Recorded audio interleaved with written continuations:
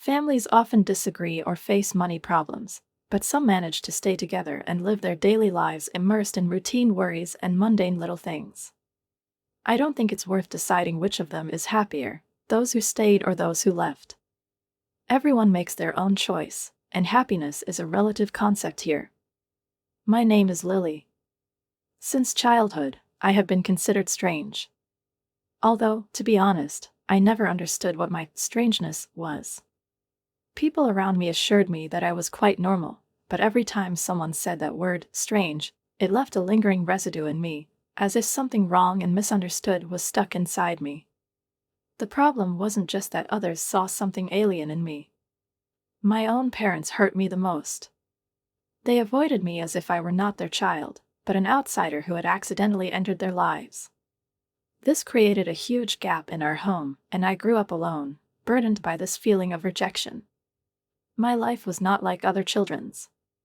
I had an unusual ability. I could read people's minds. It happened naturally, like breathing or hand movements. I didn't understand exactly how I was doing it, but for me it was as easy as blinking or taking a step. No one in my environment could understand this trait, and when I tried to explain it, everyone only pulled away from me more. One day I felt something bad from one of my father's colleagues, whom he invited to our house. It was a fleeting but deep feeling that there was danger behind this man. I warned my mother to be careful with him, but she just dismissed my words as a child's fantasy. Later it turned out that this man had convinced my father to sign a contract as a guarantor for the debt, and this could have been a disaster for our family. I didn't understand all the legal terminology, but something inside me screamed, solidarity is a trap. Not knowing exactly what the word meant, I nevertheless warned my father. Fortunately, he followed my advice and did not sign the contract. When a colleague went bankrupt, his father avoided the debt pit into which he was dragging him. But even after that, my parents did not change their attitude towards me. My father continued to perceive me as a strange daughter, whose words it is better not to listen to. My mother completely withdrew into herself, pretending that my warnings did not exist at all. Another incident happened when my mother and I were in the city. We were just shopping when I suddenly felt a wave of anxiety literally rolling in from behind. Looking back, I saw a man in sunglasses and a hat. His presence gave me an unpleasant feeling, as if darkness was gathering around him. Without hesitation, I took my mother's hand and led her away from the main street. She was puzzled, not understanding why I was doing this. But a few minutes later, a shout came from the street, "I was robbed." The man in dark glasses tore the bag off the shoulder of a woman who was standing just a few steps away from us. If we had stayed where we were, my mom would most likely have become his victim. After these cases, my parents began to avoid me even more.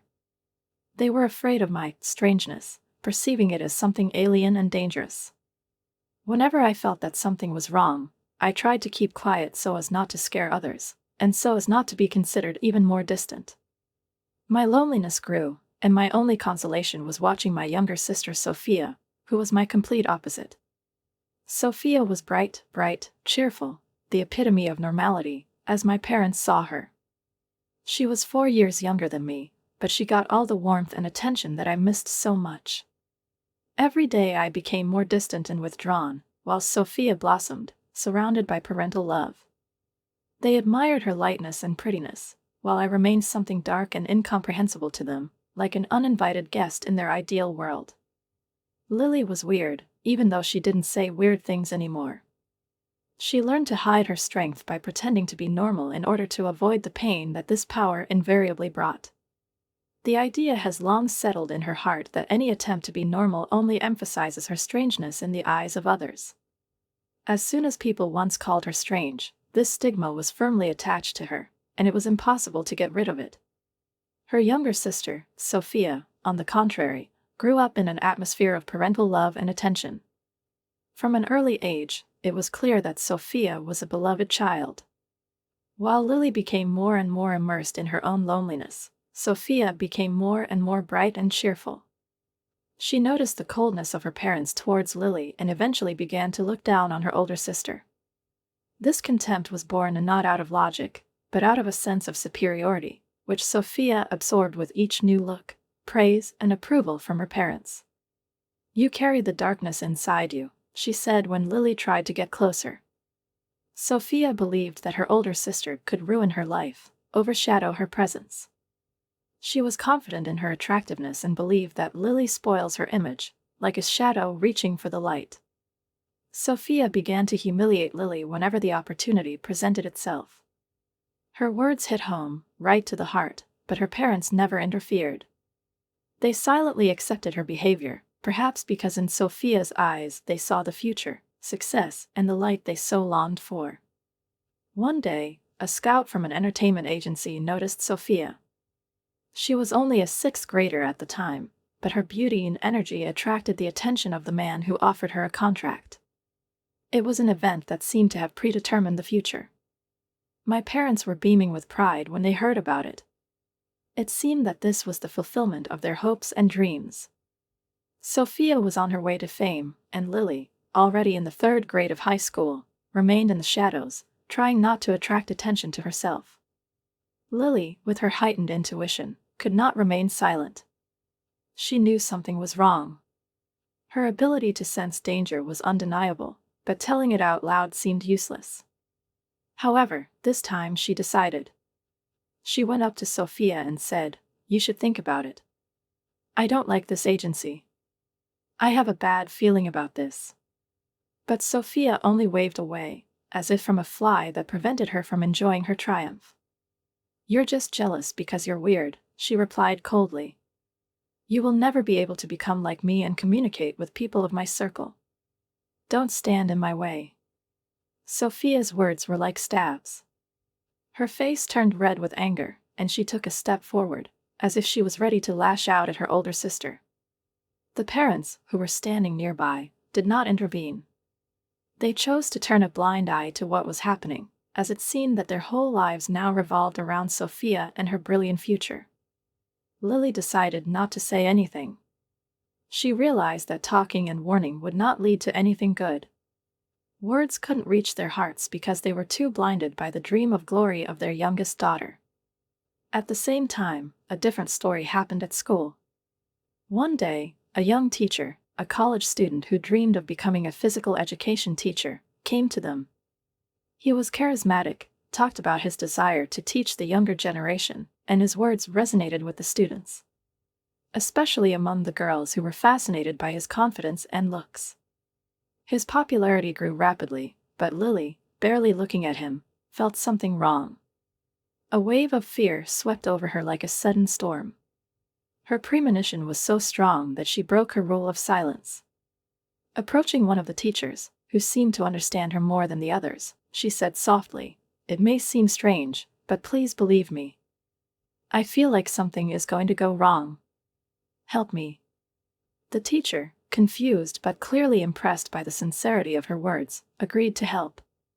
Lily did not go into details, knowing that her truth would be difficult to accept. But the teacher trusted her, and the next day the school was in turmoil. The young coach was caught with a video camera in the women's bathroom. He planned to take off the students, violating their privacy, but thanks to Lily's intervention, the teacher managed to detect him in time and prevent the crime. The students were saved from humiliation, and the scandal was avoided. Meanwhile, Sophia, inspired by the attention to her person, enthusiastically signed a contract with the agency. Her parents, proud of her, did not notice the small details that Lily saw clearly. The agency demanded high fees for participating in events, promising great opportunities, but there were no lessons or auditions. The agency soon disappeared, leaving behind only disappointment and debts. Sophia, realizing that she had been deceived, flew into a rage. "It's all because of you," she screamed, choking on tears. "You ruined my future, it's your fault." Although Sophia's accusation that her failures were related to Lily seemed absurd, she sincerely believed it. This faith helped her cope with her own disappointments, allowing her to shift the blame for her failures to someone else. But it was a disaster for Lily. The parents did not laugh at this situation, but silently accepted what was happening. They noticed how Sophia was getting further and further away from her sister and getting closer to them, becoming more and more important to them. Lily, as a strange child, felt completely alone again. Despite the fact that Lily saved her classmates from humiliation and potential tragedy, she did not enjoy her own heroism. She was worried that her actions could only make her situation worse, turn her into an even bigger outcast. The next day, the teacher, who listened to her premonitions, unexpectedly invited her to the staff room. She entered with a sinking heart, expecting to be called strange and incomprehensible again. "You knew about this a week before it happened," the teacher said in a low voice, "didn't you?" Without any warnings. Lily knew it was pointless to lie. She took a deep breath and began to tell the teacher about her ability, how she always feels when something should go wrong. It was the first confession she had made to an adult. She expected disbelief, but instead the teacher nodded understandingly. He told her about his aunt, who had similar abilities. "She has been haunted by fears and worries all her life, but she has learned to cope with them." "You're not alone," he said. "I know it's difficult, but there are people who can help." That's how Lily met Nicole, a woman with kind, deep eyes who seemed to see right through her. Nicole, as it turned out, had the same abilities since childhood. She spent many years in anxiety, hiding her power, afraid that it would bring her even more suffering. Listening to her story, Lily felt relieved. No one had ever spoken to her in this way, no one had ever understood her so deeply. Nicole became her mentor, although she only laughed at the word and asked Lily to call her just Nicole. From that day on, Lily's life began to change gradually. She stopped hiding from her power, stopped avoiding life as she had before. Nicole taught her to accept herself for who she is and live her life without being ashamed of her gift. Lily gradually began to feel like a normal girl, although the shadows of the past still covered her from time to time. Meanwhile, the relationship with Sophia continued to deteriorate. After the incident with the entertainment agency, which left her sister furious and bitter, they almost stopped communicating. Sophia seemed unable to forget and forgive what had happened. When they talked, it was only so that Sophia could prick her sister or complain about her existence. No amount of Lily's premonitions could help her predict her sister's emotional outbursts, which followed each new disappointment in Sophia's life. Sophia snapped at Lily for any reason. She said that Lily wasn't good enough, that her academic success didn't mean anything. When Lily entered the university, Sophia only sneered. "What's so special about being accepted to college?" "What is it?" she asked with disdain. "Your university is worse than mine anyway." Lily answered calmly, not taking the insults to heart. But for Sophia, her every success was like salt in the wound. Although she herself failed the entrance exam to a prestigious high school, which was a huge blow to her ego, she was sure that she would definitely enroll in another, no less prestigious university. And when she finally did, her pride knew no bounds. Her whole family shared this jubilation. "I got into the most difficult university," she said triumphantly. "And yours is not so good." Lily, not wanting to aggravate the conflict, replied nonchalantly, "Yes, I think you're right." But even this calmness only fueled Sophia's anger even more. She took Lily's lightness as an insult, as another manifestation of her strangeness. And then new quarrels began. Sophia could yell furiously at her sister, and her parents, fearing her short-tempered nature, only watched helplessly without interfering. Their only way to deal with Sophia was to comfort her, hug her, and tell her that everything would be fine. But every time Sophia snapped at Lily, they were silent, not wanting to get into conflicts and avoiding direct discussion of the problem. Lily, since she met Nicole, has learned to better understand and control her feelings. She no longer felt as lonely and isolated as she had before. However, the relationship with his sister remained unchanged. "I didn't want to argue with my sister about which of us was really the problem daughter. At that moment, I understood that any words spoken in the heat of an argument could only worsen our already strained relationship. Silence became my ally, even if it hurt." Sophia continued to occupy a central place in the family. Her career was developing rapidly, and meanwhile, I was approaching the end of college, facing uncertainty about my future. Despite the changes that had taken place in me in recent years, I still felt less sociable and confident than I would have liked. My ability to feel the negative emotions of others has become a real test. Instead of capturing joy or inspiration, I was immersed in other people's fears, anger, and frustrations. These feelings undermined me from the inside, making me doubt myself and my abilities more and more. It was especially difficult to imagine myself in the corporate world, among people whose ambitions and stresses I would feel like my own. Will a person who can hardly tolerate other people's negative emotions be able to cope with this endless flow in a work environment? These questions tormented me, and I shared them with Nicole. As always, she listened to me with understanding. Her eyes shone with calmness and wisdom. "You're not alone," she said. "I've been through the same difficulties. And do you know what helped me? I started helping others." Nicole said that she had worked as a fortune teller and consultant for many years. Using her abilities, she helped people solve their problems by giving them direction and advice. There was a confidence and calmness in her voice that began to penetrate my consciousness. She suggested that I try something similar, start a career as a freelancer, consultant, help people, avoiding corporate structures and pressure, which I was so afraid of. I could work from home using the internet, and it seemed like the perfect solution for someone like me. With Nicole's support, I decided to take this step. She helped me get used to my new job and showed me how to find clients through various platforms. The first months were full of difficulties. Job offers did not come as quickly as I had hoped, and I felt vulnerable. I knew it was a trial and error path, but I persevered. A year later, I started getting regular customers and was finally able to contribute money to the family budget. However, even this did not bring much relief. When I told my parents and Sophia about my decision to work from home, the reaction was predictable, but still painful. Mom and Dad immediately asked what type of job it was and what exactly I would do.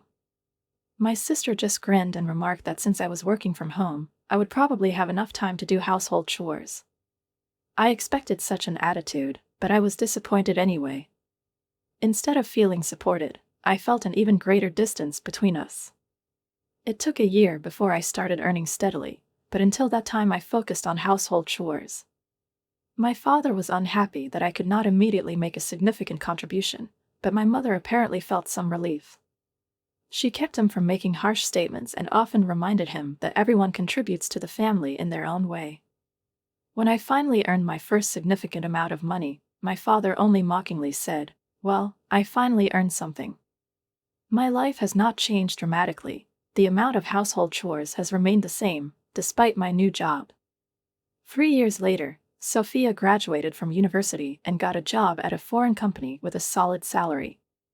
She never missed an opportunity to remind me that she does not parasitize the family, but, on the contrary, works in the real world. There was mockery in her words, and, as always, she disparaged my work at home, saying that it was something frivolous, more entertainment than work. "You don't understand anything about real work," she said with contempt. "You're just a parasite sitting in your room." Sophia was sure that her salary would grow exponentially, and once said that she would earn 15 times more than I would ever be able to. I was not offended by her words. I learned humility and calmness by working with Nicole. But every remark she made reminded me that we were getting further and further apart. A year and a half later, Sophia was promoted to boss, and her bragging became even more unbearable. However, despite her achievements, she did not do anything for the family. Household chores, washing, cooking, and cleaning, fell on my and Mom's shoulders. Mom continued to help, but increasingly delegated most of the work to me. It so happened that, despite my own work, I did almost all the household chores. "Sophia, you need to take better care of yourself," I began with restraint, gathering all my inner strength into a fist. "Instead of spending all your money on yourself, you should help with household expenses." My sister, without batting an eye, snapped sharply, "You're a waste of space. If anything, you have to do all the housework, and I'm saving up for my future." The words hit me like a stone in the face, but I was already used to her harsh answers. Her parents, as expected, sided with her, repeating almost synchronously, "Well, this is your sister. You have to understand, help."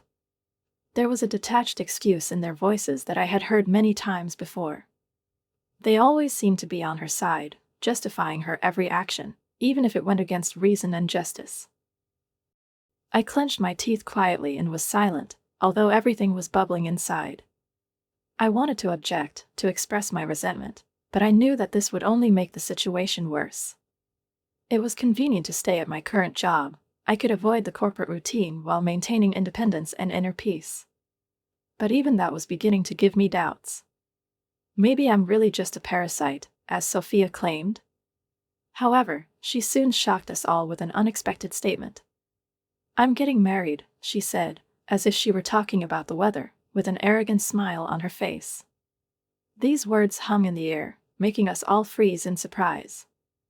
My parents looked stunned, as if a bolt from the blue had rolled over our heads. Sophia continued, enjoying the effect of her statement. "My fiancé is a rich man. He earns over 20 million a year. I will be the first of the sisters to be happy." Her words sounded like a victory hymn, but to me they seemed like a hollow echo of something disturbing. I couldn't be happy for her. I couldn't understand why a strange feeling of anxiety was being born in me.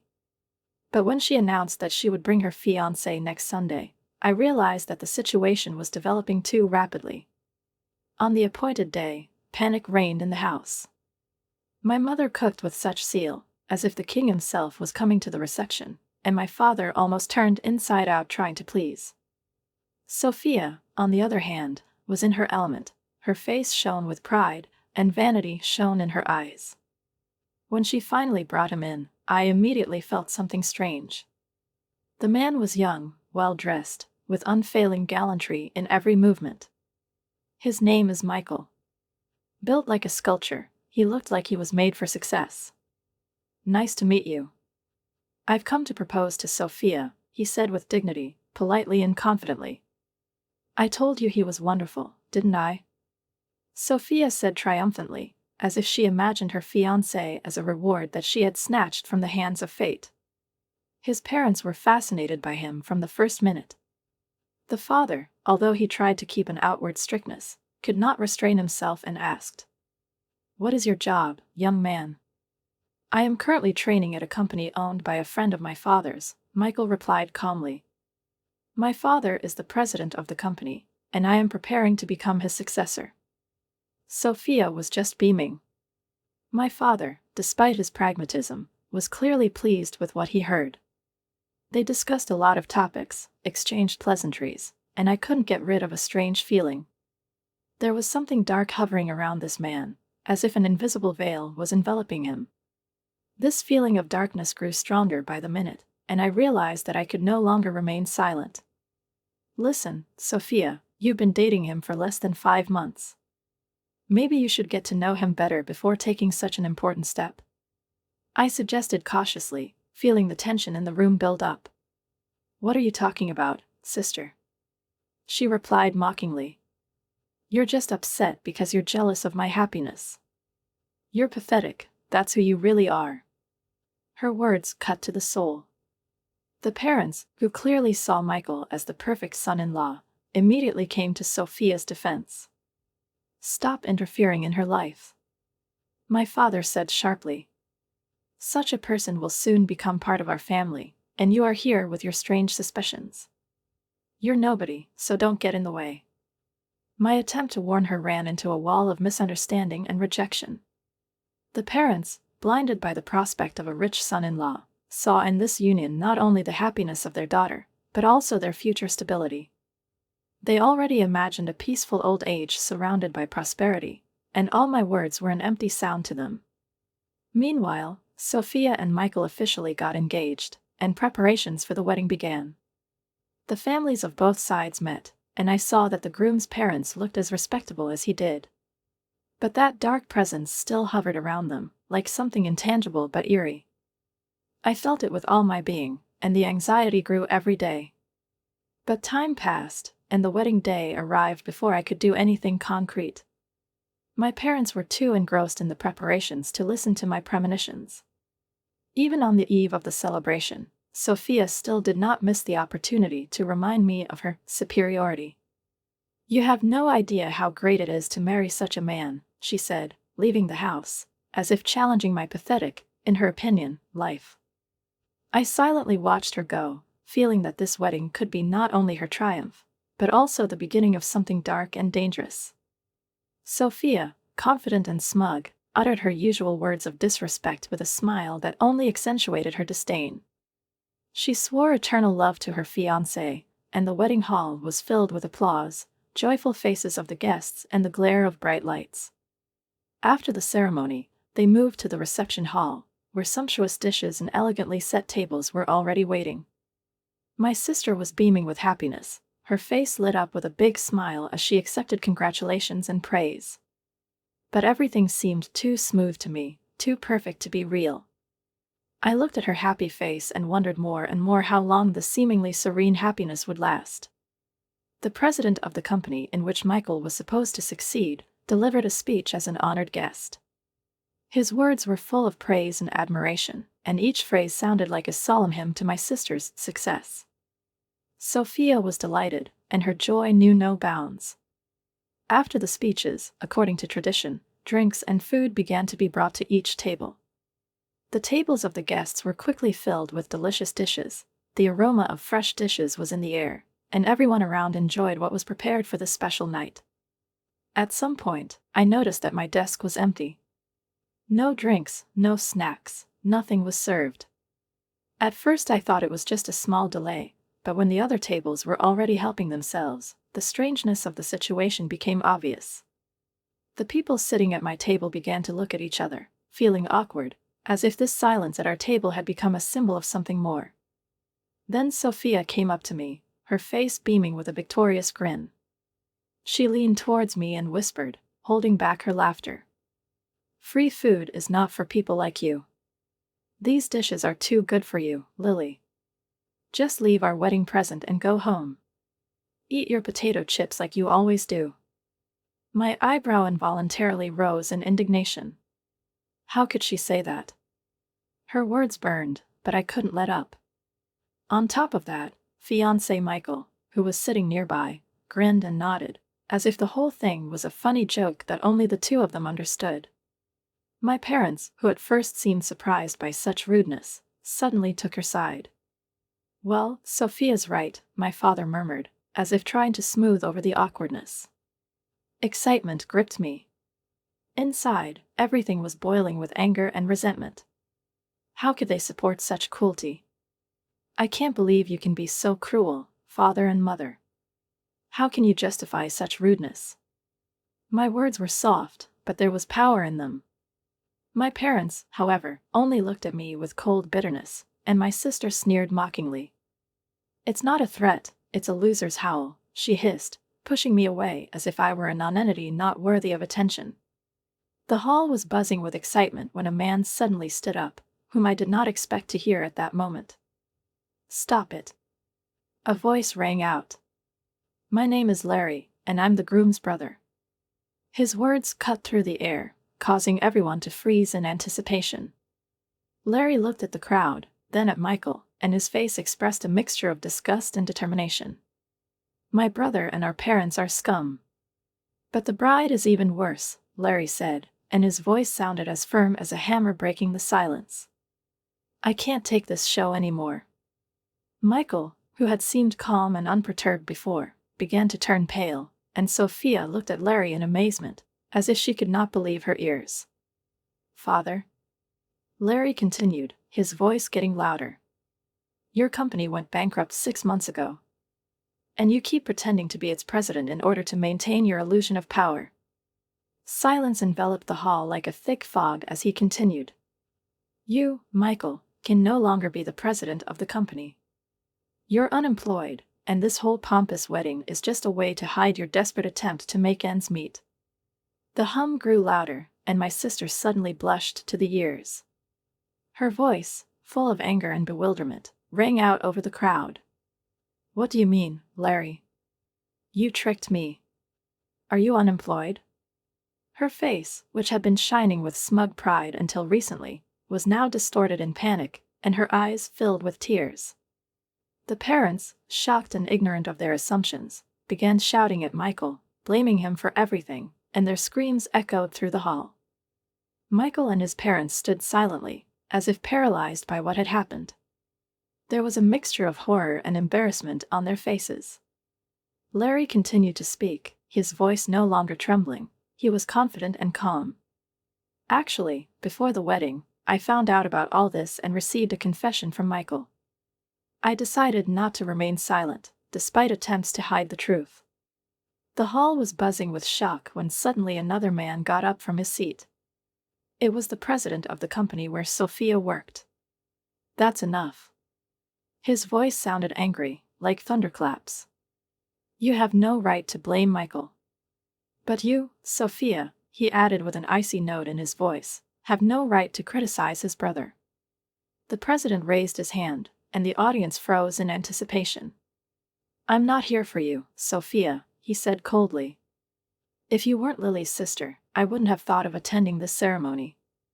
Sophia turned pale, her eyes widened in horror.